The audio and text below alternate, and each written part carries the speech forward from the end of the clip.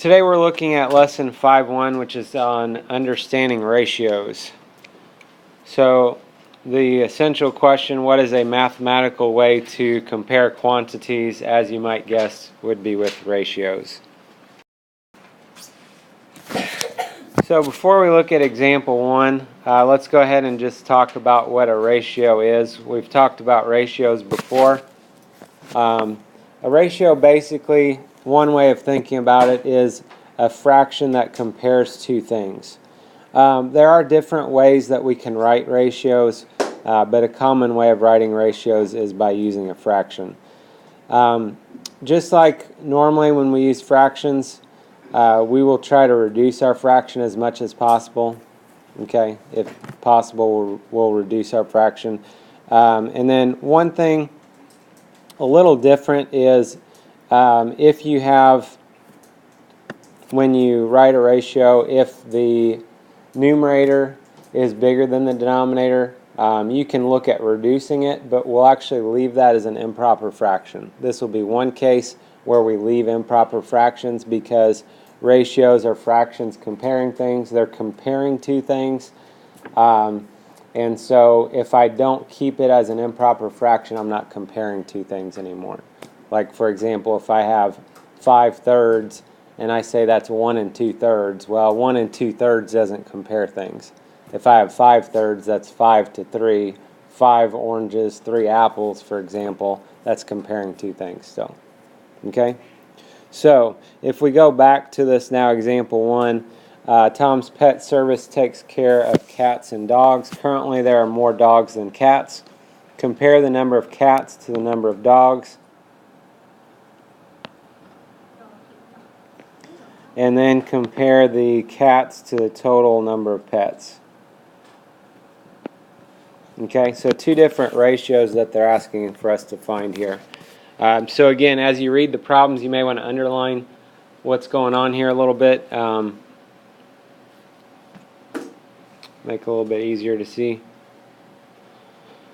So if we look at this cats to dogs, we can see there are how many cats? 14. And how many dogs? 17. Okay, so cats to dogs, these would be some ways we could write our ratio. Again, normally I'll go ahead and go with the fraction first, 14/17, and then you can see whether you can reduce that fraction or not. In this case, we can't reduce that, so we'll just keep it like it is. Two other ways you can write ratios. The top way, they've got 14/7. And then the second way, we've got the colon in between there. That's read also as 14/7. Or sorry, 14/17. Said that wrong. 14/17. Okay? So again, 14 cats, 17 dogs. If we look at the next part, what they're asking us is cats to the total number of pets. So cats, we still have 14 cats. Total number of pets includes the cats and the dogs. So that would be adding together the 14 and 17, which is 31. So ratio there, 14/31, or 14/31. So if we look at the try it, it says what are 3 ways to write the ratio of the number of dogs to the total number of pets. Very similar to what we just did. We just did cats to total number of pets. Here we got dogs to total number of pets. So how many dogs are there? 17. And how many total pets? 31. Good. So we got 17 out of 31. That fraction cannot be reduced, so that would stay just like it is. And then other ways we could write it, we could write 17/31, and then 17:31, which would also be read as 17/31. The Convince Me asks, is the ratio of dogs to cats the same as the ratio of cats to dogs? So if we think about this, dogs to cats, well, cats to dogs we already did, right? Mm-hmm. So cats to dogs ratio was 14/17. So if they ask for the ratio of dogs to cats, it would be 17/14. good. So is 14 over 17 the same as 17 over 14? No. The answer is no. Okay. All right. So we'd say no. We could say the order is different.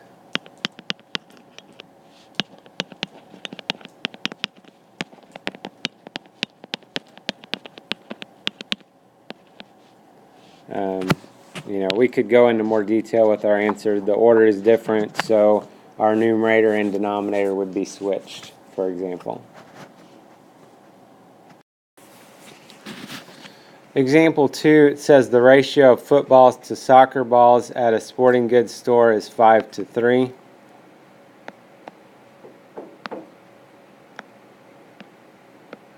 And they have 100 footballs. The question is, how many soccer balls does it have? So they've put a nice picture for us here. The picture, they wouldn't have had to have drawn that for us. They could have just given us the information and we could figure this out. So it's 5 footballs.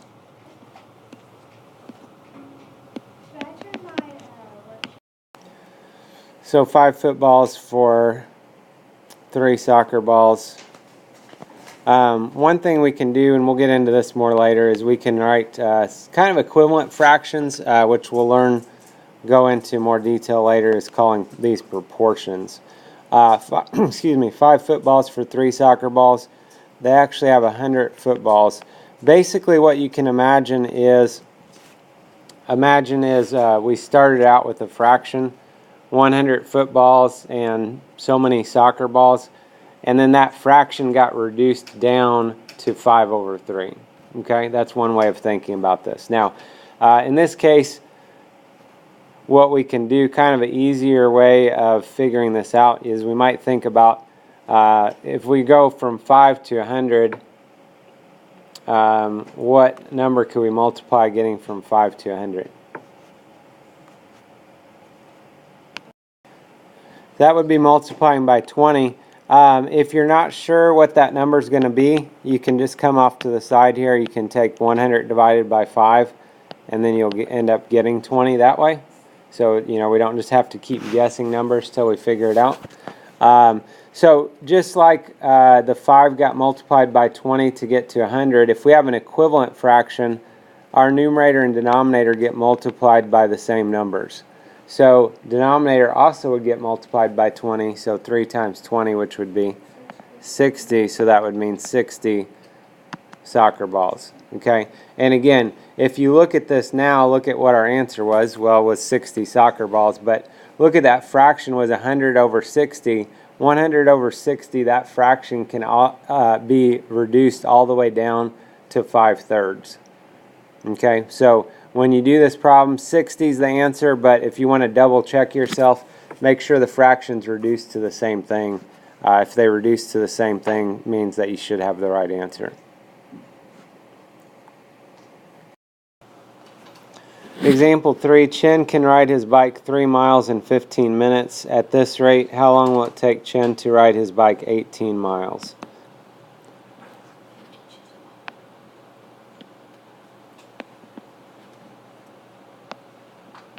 Alright, so the book is showing us one thing that we could do. If they already give me this, I might use it. If not, I'm going to probably do this problem a different way. But they are using what's called a double number line diagram.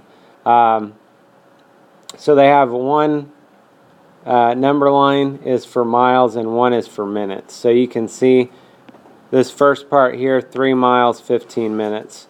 And then they're saying if we continue at this same rate, okay, at this same rate, so that's going another 3 miles, another 15 minutes.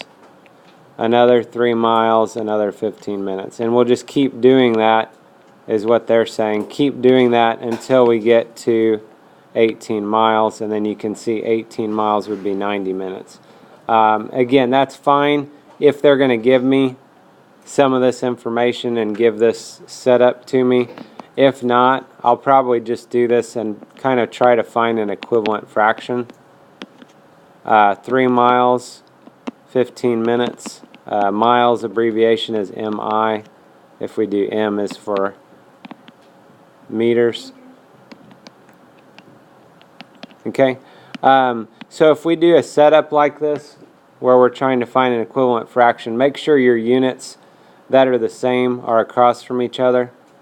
So we have miles in the numerator on both fractions. We're going to put minutes on the denominator is how I've got it set up.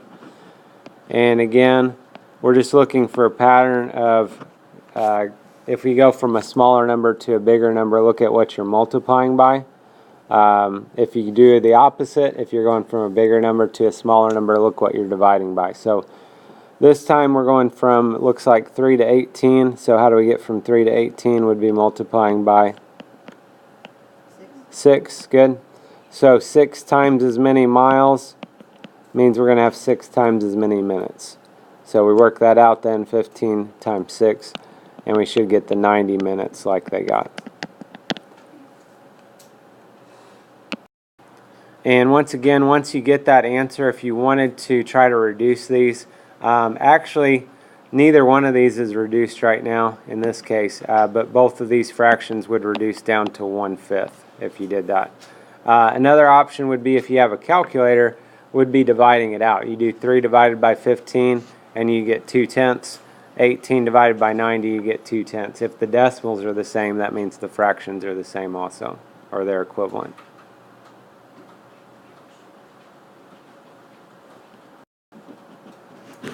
Another thing is that the 3/15 is not reduced. If you reduce that down to 1/5 before you started, sometimes by reducing, it makes patterns potentially more obvious to you. Obviously, if we go from 1 to 18, would have to be multiplying by 18, and then we would do 5 times 18 and get 90, would be another way of doing that.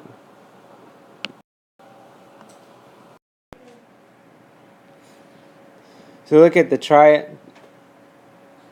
Chen's friend Elisa can ride her bike 2 miles in 7 minutes. It says use a bar diagram or double number line diagram to find how long it would take Elisa to ride 10 miles if she rides at the same rate. Okay, and again, this is something that would take a lot of training for them to be able to ride this distance and keep that same rate. It's possible, but it takes some training to do that so you don't get tired out and slow down. This one, they don't have this set up for me. I'm not going to require you guys to do these a certain way. You don't have to do a bar diagram or a number line if you want to just do equivalent fractions like we've talked about. So 2 miles is 7 minutes, and we're trying to get to 10 miles.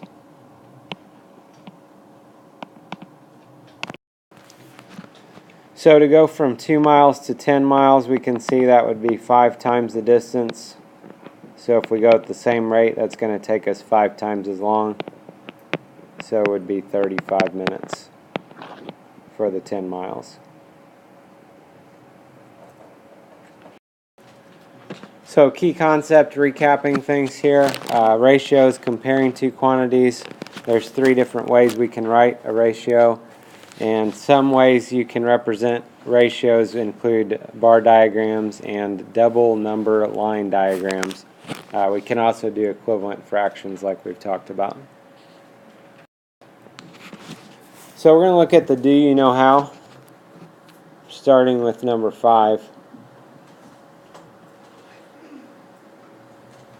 Make sure you read the directions on these problems. This one, the direction says in 5 through 7. Use 3 different ways to write a ratio for each comparison. So we've got to have 3 different ways that we are doing this. So number 5, we're going to do ratio of forwards to guards. So forwards to guards, we have 5 forwards, we have 6 guards. So we're going to put them in that order. So 5 over 6 would be one way to write that. Another way we could say 5 to 6, or 5 colon 6, which is also read as 5 to 6. So colon is the slide. On number 6, the centers to the total players. The first thing we need to do is well, we could say our centers, we know we have 3. The total players, we're going to have to add those together. And even though that's a simple calculation, I'm going to go ahead and write that here so we don't just magically have a 14 appearing out of nowhere. And then centers, we have 3. Total players, we have 14. So 3 over 14, 3 to 14, and 3 to 14.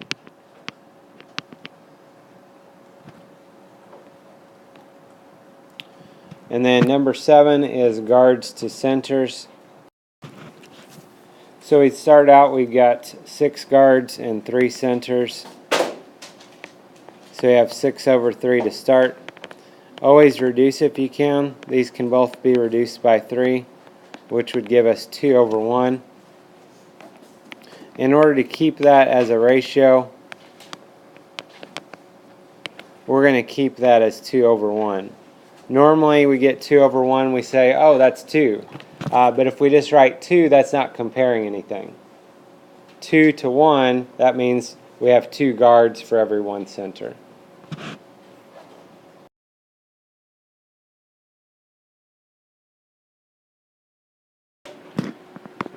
So we're going to look at a few problems in your workbook. This is on workbook page 62. And let's go ahead and look at number 14. There are 12 students who play the clarinet and 16 students who play the viola. What does the ratio 16 to 12 describe? So this ratio describes that there are 16 viola players. You spelled R wrong. There we go. 16 viola players for 12 clarinet players. This, by the way, is one that could have been reduced. 16 and 12 actually both are divisible by 4. But so if that was our answer, we would want to make sure we reduce that down to 4 to 3. Number 17, the ratio of desktop computers to laptop computers at a company is 2 to 9. There were 108 laptop computers. How many computers would there be in all at the company? Okay, so we're going to start out with what they give us is 2 to 9. That's desktop computers to laptop computers. So if you want to abbreviate for that, you can. Why'd you underline? So setting up an equivalent fraction here, we want to put our numbers in the same spots. 108 laptop computers. 108 would go in the denominator because laptop's in the denominator. And we're trying to find up here. So doing this, we're trying to look how do we get from 9 to 108. If you don't know, you can divide it out and figure out the answer to that. So if we divide this, 9 goes into 10 one time. Be 12. We got 18, and then it goes in 2 times. This was right on the border of your multiplication facts. So that's multiplying by 12. We do 2 times 12 would be 24. Now, before we get too excited to move on to the next question, remember that's 24 desktop computers. The question is how many computers in all? So we would then have to add the 24 and 108 together, which would be 132 total computers would be our final answer.